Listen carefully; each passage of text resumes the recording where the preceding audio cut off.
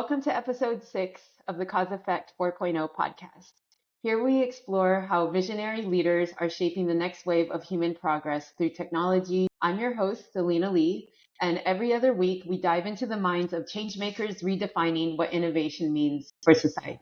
What if artificial intelligence could truly speak your language? Not just English, but Yoruba, Kikuyu, Lingala, or isiZulu? What if the next generation of AI models understood your accent, your context, your culture? And what if the future of global AI innovation wasn't being written by Silicon Valley, but in Lagos?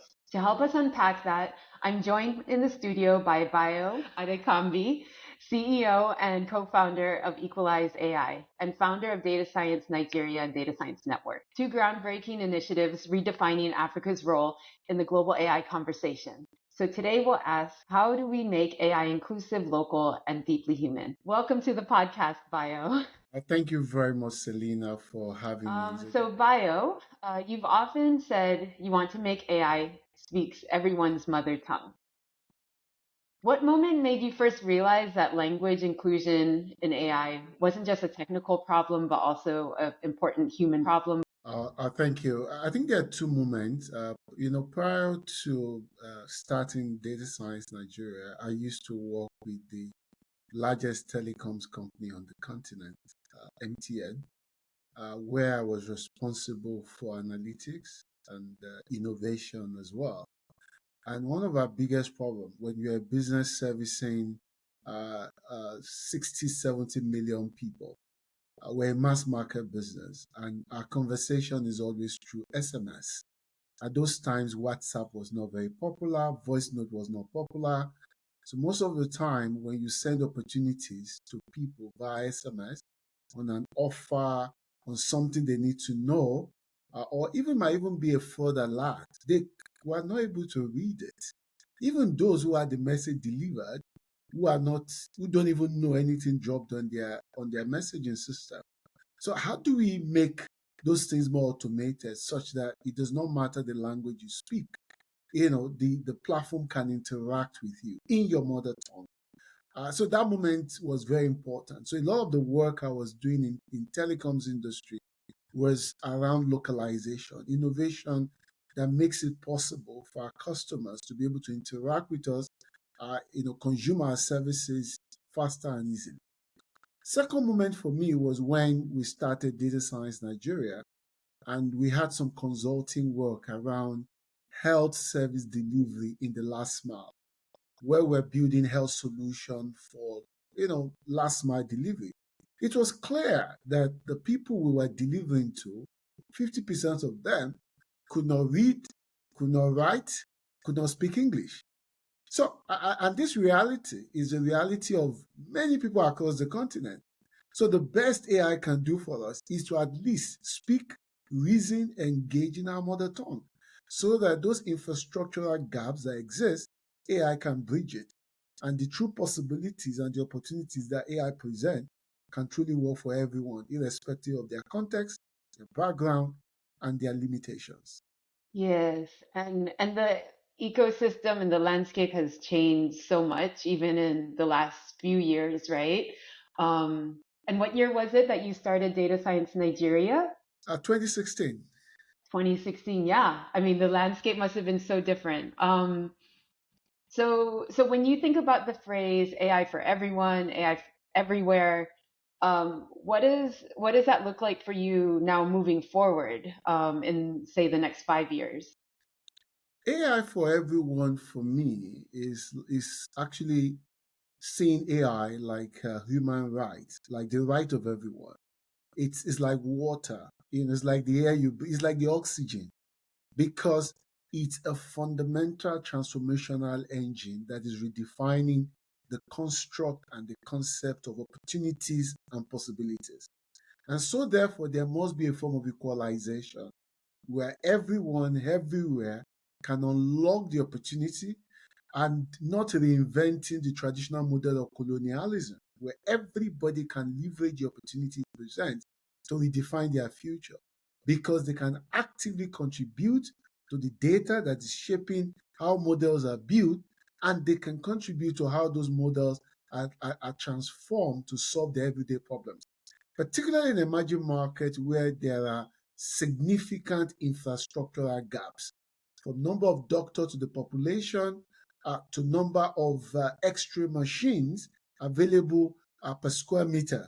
There's a need to find simpler, easier knowledge-based system that AI presents as an alternative to be able to bridge those gaps that we cannot fix on the continent.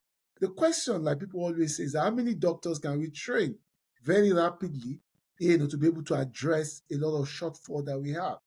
But what if we're able to organize all the knowledge of doctors into a device, and we make it available in every community, and people can interact with this interface in their local language?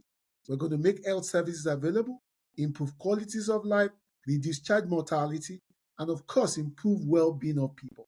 So for me, as we move into the next 5 years, AI for everyone is the ability of AI to equalize opportunities, make it possible for anyone, anywhere to achieve their dreams, learn what they need to learn, and be able to leverage the possibility of AI to improve whatever they're doing. Because AI is a bundle of knowledge that is automated and simplified.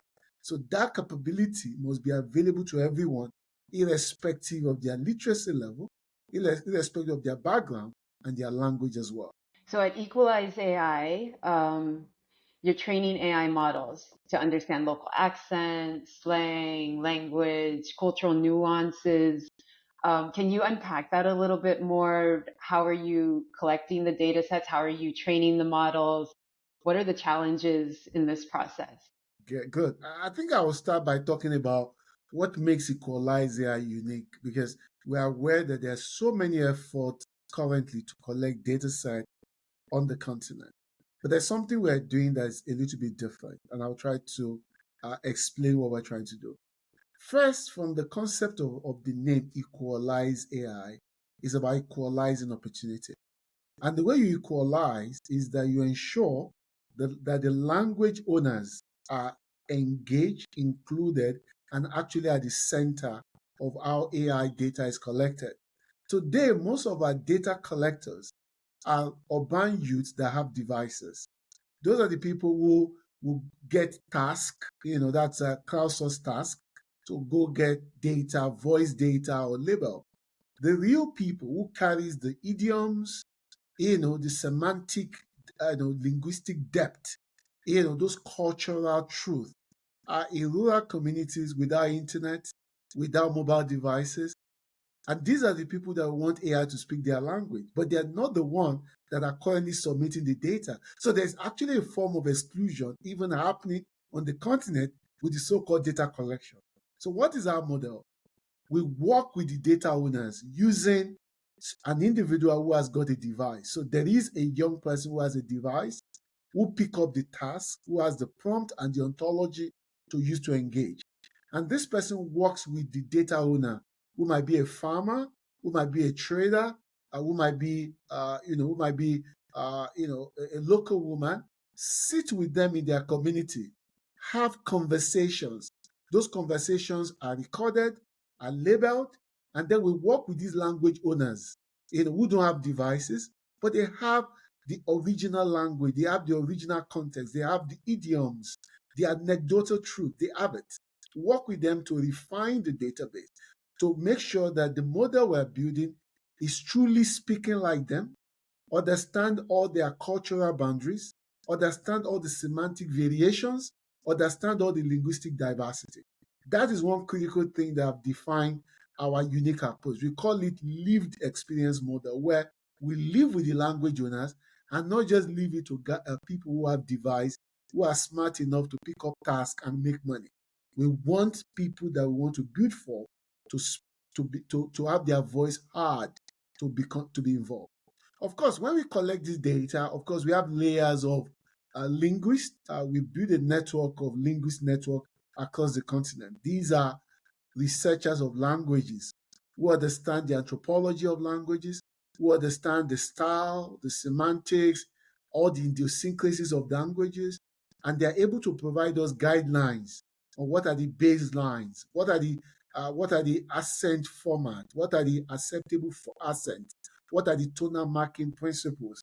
So we work with those linguists to bridge the expertise of the linguists and the knowledge of the original language owners who don't have devices but who live in rural areas, and we bridge it with the data collectors who are the dynamic urban youths who can bridge it together. And with this level of foundation, we're able to build small language models which are purpose built, intentionally orchestrated for specific domains where we believe that AI is needed, whether it's in financial inclusion, whether it's in agriculture, whether it's in health or governance. We build those models specific to the data set that were collected to be able to support those use cases. Of course, when those models are built, whether it's text to speech, speech to speech, or speech to text, the API is then available to be plugged into any product.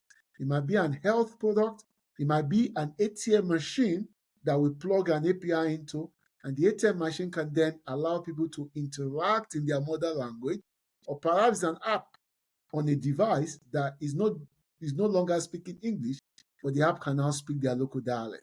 So that is the kind of work we do. And the last layer of our work is to ensure that we continuously get feedback so that iteratively we continue to use the user insight or field insight to continue to update our model to be properly grounded in the reality of the people that we're building it for. Yeah. So we were together during Unga at the Nigeria event. Did Equalize play a role in the N Atlas large language models? No.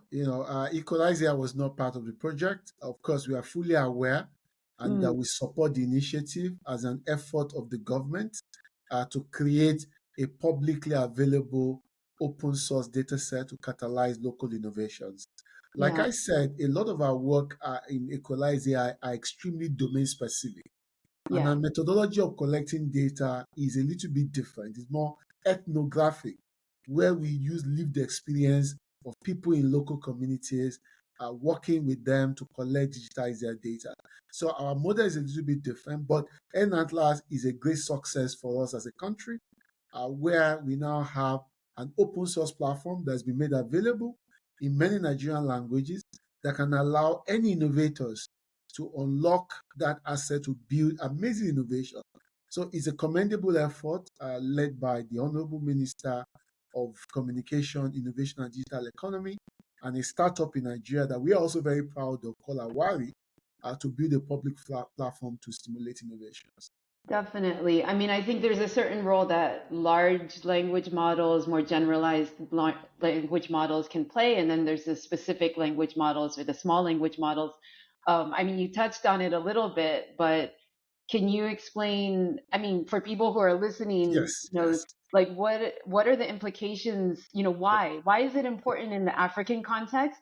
And Good. also, I'm curious if you see opportunities. This is me also speaking from something that I'm kind of thinking about and excited about is do you see opportunities for the work in small language models in Africa to also have like a global impact as well in the way that the globe thinks about AI?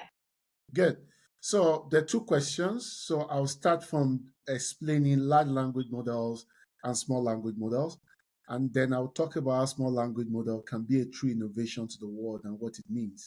Now, if we look at large language models is the general knowledge of the world packaged together, which is from all the available knowledge that can be scraped online.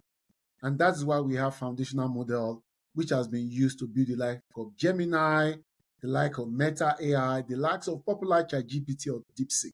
Now, these are large language models, is a universe of knowledge that has been packaged together and probabilistic model has been applied into it to generate based on those statistical modeling and reasoning functions that have been built into it. Small language model is domain specific. Most of the time, we collect those data specifically from a specific audience group, or might be from a particular use case. For example, the work we do, the segment we are collecting data for, you cannot currently scrape their data on the internet because they don't even have digital channel to post things on the internet. They are not on Instagram. They are not on Facebook. They are not on Twitter. They are not on YouTube. So you don't have content that you're going to scrape and label. You have to do ethnographic engagement with the data owner, listen to them, collect their data, label it, co-develop it, and then use that to build a product that farmers in the village can use to understand how to improve their agricultural yield. Now, those domain-specific, target-specific model development are what we call small language models. They are not very large because they are not built on the entire knowledge of the world. These are built on small knowledge, small use case. So they are very bespoke, they are targeted, and they are solving specific problems.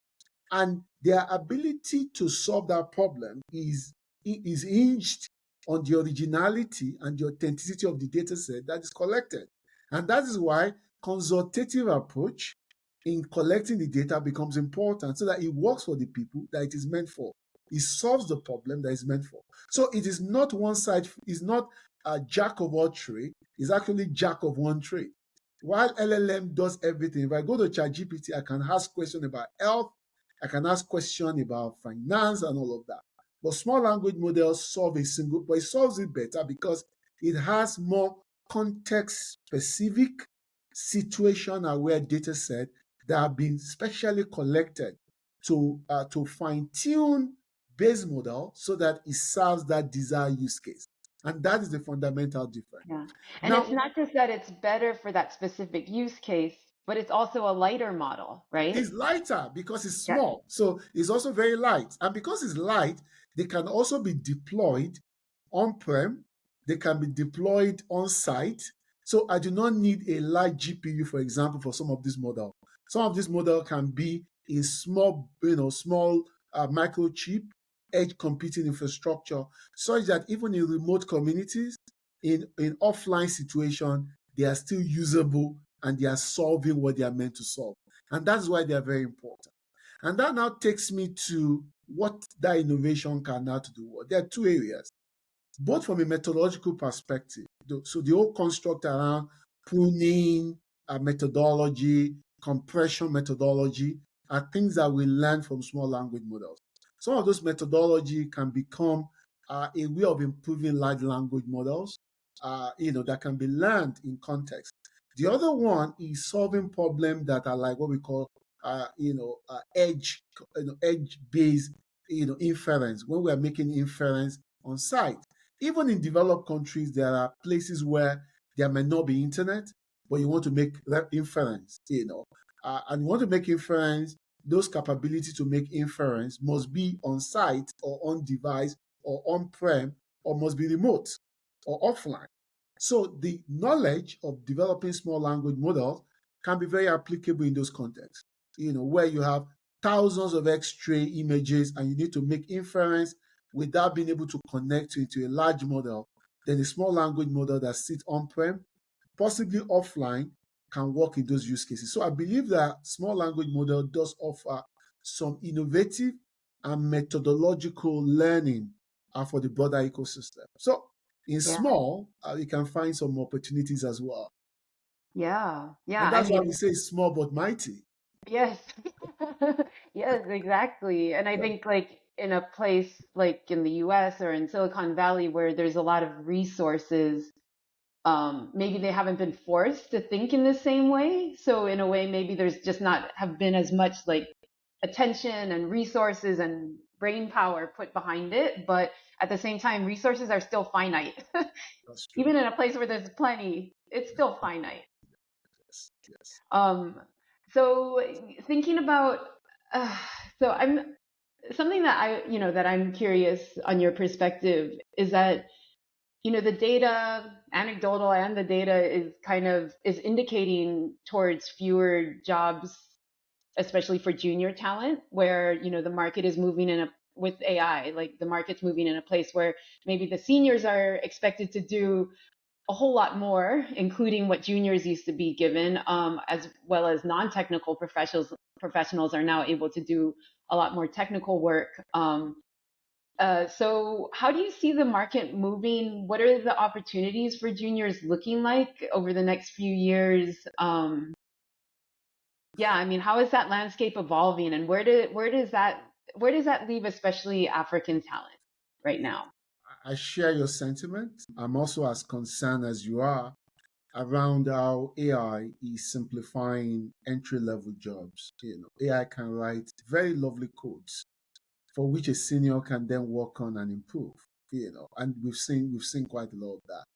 A lot of process based jobs are now becoming automated, and organizations will no longer need a lot of entry level staff. But AI is still a lot of there's still a lot of research based areas where a lot of juniors need to begin to go beyond what I call operational to intellectual work. They need to go from operational writing code to understanding what is behind the code, some reasoning work, because we are used to methodological work, which is what a junior does. But a junior now needs to move to a lot of reasoning work, because it's reasoning work that will guarantee that you're able to challenge what an AI is generated based on its current knowledge. And that's why a senior will still have a job, because a senior is able to apply a reasoning capability to challenge what AI has presented, either as codes or sequence of instruction or sequence of steps or sequence of process. I think the way juniors are trained must come to a lot of conceptual training, intellectually driven training that review reasoning approach, so that junior staff can challenge whatever AI has done, refine it, improve it in a way that is better than what they currently do today as first level task process based job that they do today. That for me is very important. It Yeah. is it is now an emergency that if I want to be relevant, then I have to do what AI cannot do. Yes. I think for Yes. me there's no that is a sincerity. What can AI not do in this context? I need to start doing. What are those reasoning capacity comes when I understand what is behind the scene. Yes. I'm not just I just don't know how to code, but I understand the logic, the principles, the fundamentals. So Even the math the behind. context where we are in will mean that a lot of junior software engineers, machine learning engineers must be better grounded in mathematics of AI, being able to go beyond, go more into, go beyond the generic to specifics, be able to go into the single lines and be able to provide reasoning improvements. We as humans need to begin to demonstrate reasoning improvements now, or else business will not see the value, and it will be so easy for business to say, I do not need juniors again. Pack them aside and let me only rely on seniors. It's a reality we have to face, and it is what it is, like we always say. But beyond that, I also strongly believe that as a story was told when calculator was introduced, that a lot of mathematics teachers were not very happy. They actually staged a protest that they were going to lose their job. And someone said, no, you're not going to lose your job. You understand the fundamentals. You understand the variations. You understand the adaptations, more than what a calculator could do. So keep bringing your creativity, your empathy, your engagement into teaching. Calculator will never replace that. Be that empathetic teacher. Bring in various pedagogical adaptation to how you teach. You will always be relevant. And Yeah. that is the same story for today's junior computer scientist, AI engineer. Yeah. AI will try to code, but what are the things that AI cannot do? Is it the Yeah. empathy? Is it the creativity? Is it the conceptual, foundational, statistical, and mathematical modeling layers? Can we begin to look at those things and begin to show business owners that we can add value in those areas? And for that reason, we must be kept in our job so that where AI misses it, we can see the gap and add the value. Because business runs on value. So we just got to prove our value. And if we prove our value, business will see the reason to keep us.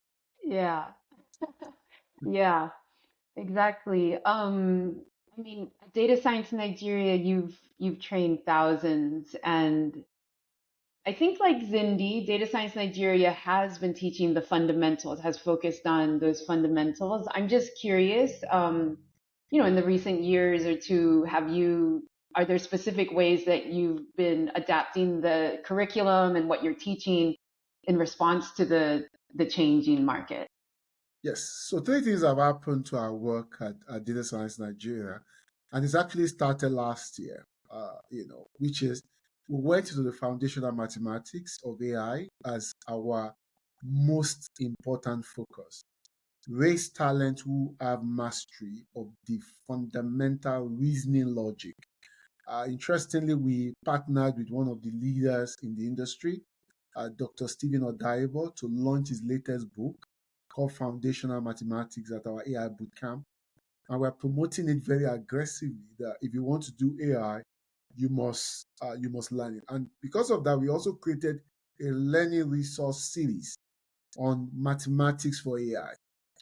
And we made it like all you need to know and as a minimum entry level. Because we understand that we get to a point that automation may want to do everything, but automation cannot take away the foundational reasoning capability. It actually helps you to find the gaps very easily, and it helps you to be able to demonstrate your value in the most convincing way. So for us as an organization, we have stepped back beyond the generic into focusing on the foundational mathematical capability. That's one area we are Wow. pushing. The second thing that's happened is applied area. We also think that creativity of AI application can also give us more value. So I'm not just a general AI engineer, I also combine domain knowledge. What domain knowledge are you applying? And that's why we're encouraging everyone, geospatial application, climate application, agricultural application. Don't just be a software engineer or a computer engineer in a generic terms. You have to bring in that domain knowledge. What domain are you best at? Because the convergence of domain and computational capability makes you stand out and position you to be able to add value more than just somebody who talk about I write nice codes. But I write nice code for agriculture. I write nice code for financial inclusion. I understand the intersection, the interdependencies, and the interlock between these disparate areas. I'm able to forge a path, and I'm able to demonstrate value because I understand the two. That for us is going to be a game changer, and it will make a lot of people to survive. Of course, a lot will still be affected, but this might be a form of ring fence at least for some people. The Creates kind of a moat. yeah, the third is bringing in the creativity, the empathy, the sense of humanity that AI will not have. It's a discipline. They call it design thinking methodology, where you bring in empathy into work, creativity, almost thinking from the other side of the brain beyond the logic. How do you combine the logic and the magic? The intuitiveness, those randomness in our thinking process is very needed now. Yeah. Creative side of us are things that AI cannot do. The empathetic side of us, those are things that AI cannot do. So from a soft skill perspective, we also started a series in partnership with a leading organization in Nigeria that our program now have what we call the soft side, the soft skills, because we realize that those soft skills bring in those empathy, those collaboration, human relations, and all of that. And those are necessary in this age so that we're able to come up with outcomes that are better than what AI can do. And Yeah. therein lies our survival. And we have to be intentional about those. So those are three things we've started doing at Data Science Nigeria since last year to reformat and restructure our training to ensure sustainability and adaptability across use cases that can be ring fenced and that can ensure preservation of talent within the domains where they currently work. Of course, anything can happen in the future, so we have to keep reinventing ourselves. There is no master proof against a technology that is simplifying everything. So we as humans, we just need to continuously be in a part of continuous self-development and self-discovery on what more can we do that makes us more valuable than what AI can do. And that for me is our mandate as a people. And that's what we must push for to remain relevant in the emerging terrain. Yeah, yeah, I love that. Yeah, I'm just thinking about that in a way, in some ways, we've been saying that AI is making life easier, making it easier for people. But actually, now what we're saying to these, junior data scientists and developers that are entering to the market, we're actually raising the bar to them and saying there's much more you need to do. I mean, do you think that those skills that you talked about, is that possible to do without a university degree, or do you need to go and study math and get a degree? And No, no. Interestingly, the university program can definitely offer that, and sometimes these are things that you also do through self-development. And there are hmm a lot of materials now. I just referenced a book by Dr. Stephen Odaibo.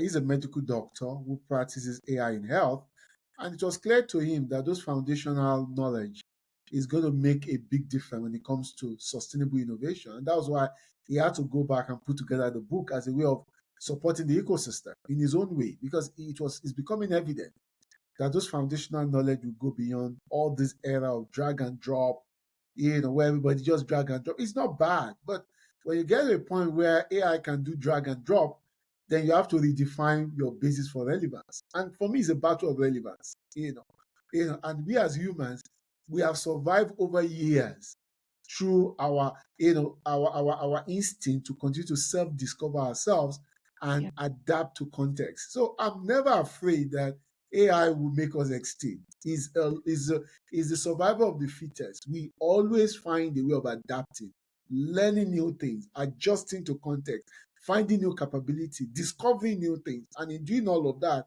we continue to take charge of nature, take charge of ourselves, take charge of our environment, and keep surviving. And that, for me, that is the same mantra. yeah, AI has challenged us, then we need to reinvent ourselves by finding those innate hidden talents that we have and bring them to the fore to establish that we have much more than AI cannot do. yeah, yeah. Ultimately, that's the skill, the growth mindset, or the continuous That is it. That growth is and it. That curiosity. is it. That's the skill. Never stop learning Yes. and never stop adapting, never stop adjusting, never stop discovering. Yeah, definitely. Okay, we mentioned an atlas briefly. There's a lot of talk at these different conferences about sovereign AI.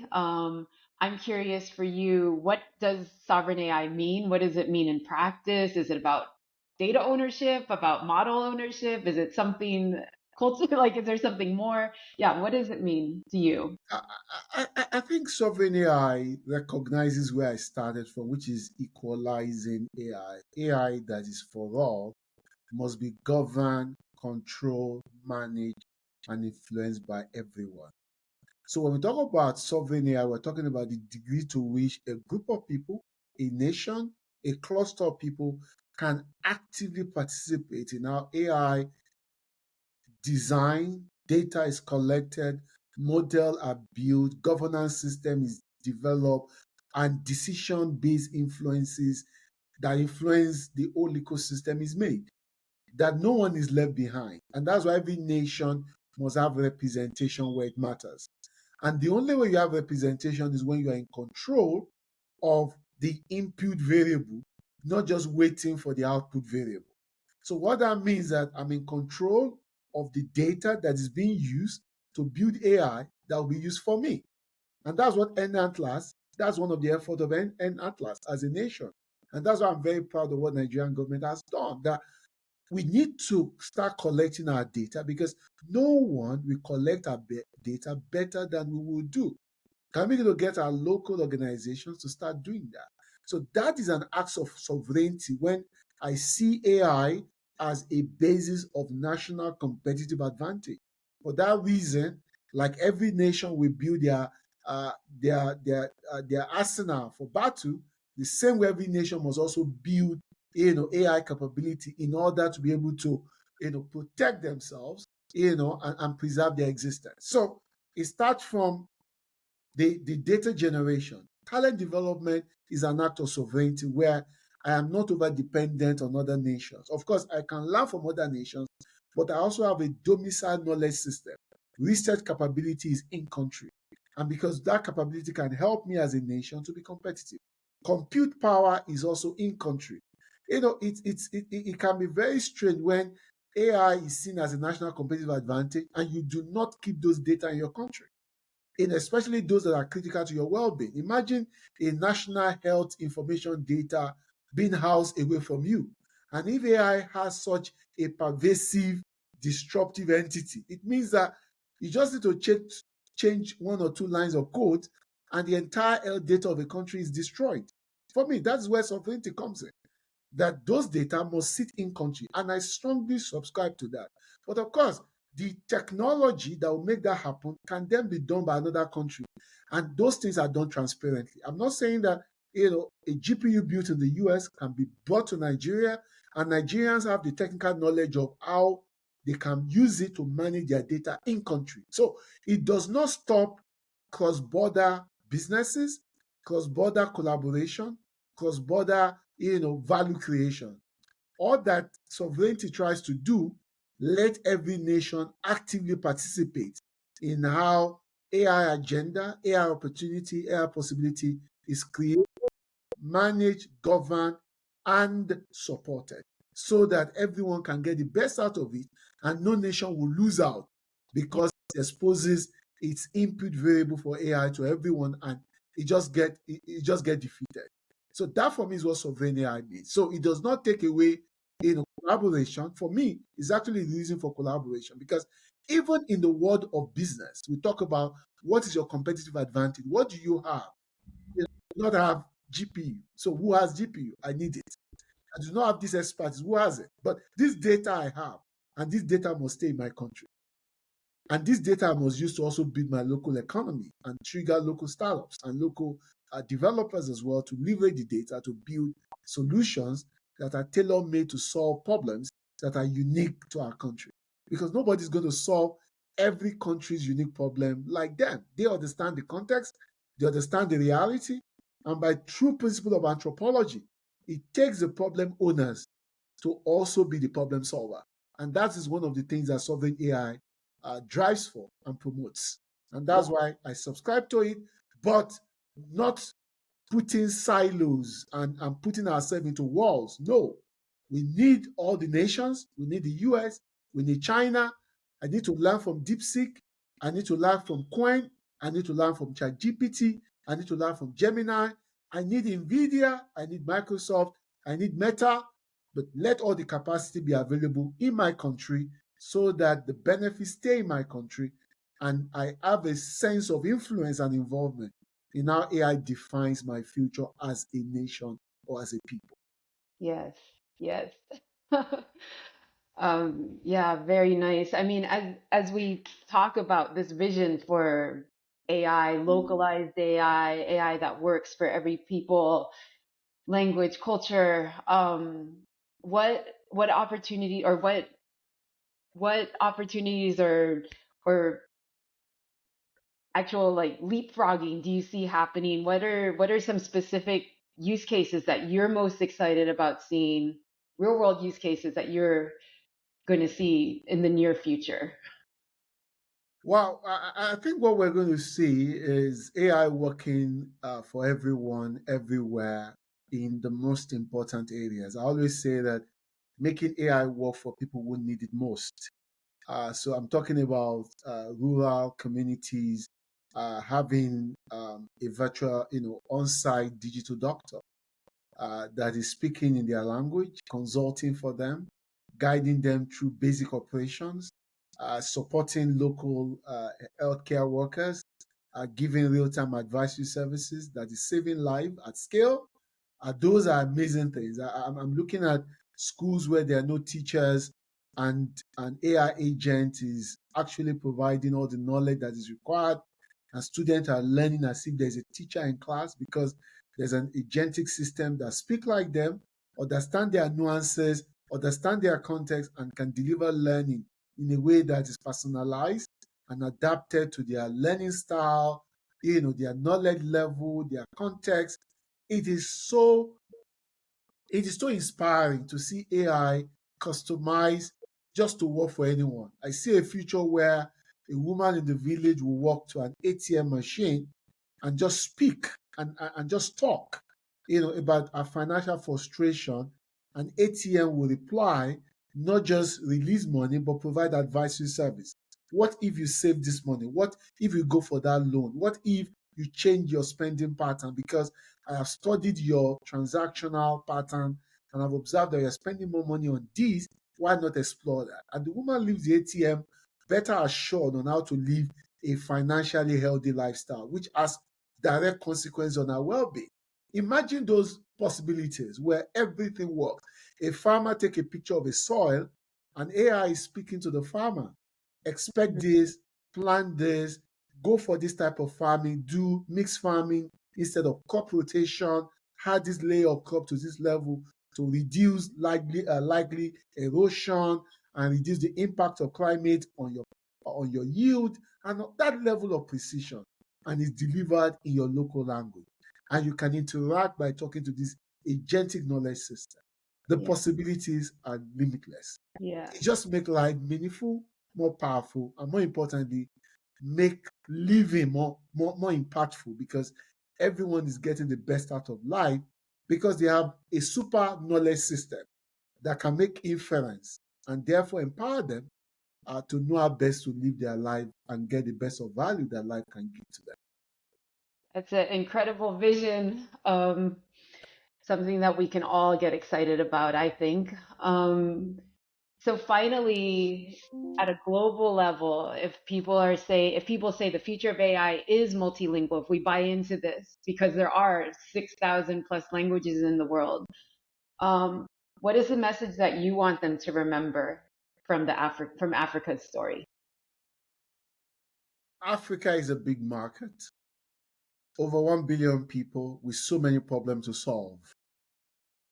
From learning to surviving to healthcare to education to farming, making reasoning and decision available to everyone is going to be the biggest transformation we can make for a continent. Because when you empower, when you make knowledge available, it's like light.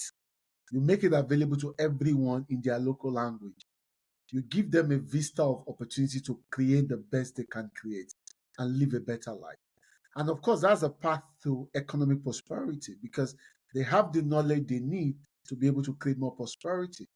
And in doing that, they increase their productivity, gross domestic product will increase, their contribution to the world increase, they add more value. And more importantly is the fact that Africa has largest youth population with median age of about 17 years. The world is getting older. The younger people that are part of the future in Africa. If you do not take care of Africa today, invest in Africa today, then you may not have the talent you need in the next 20, 30 years. So to the world listening, it is time to invest in Africa because the talent, the human resource that the world needs in the next 20, 30 years are just the boys that you see on the continent. It is time to invest on the continent. Thank you. Yes. Thank you so much, Bayo. Thank you for your time. This was great.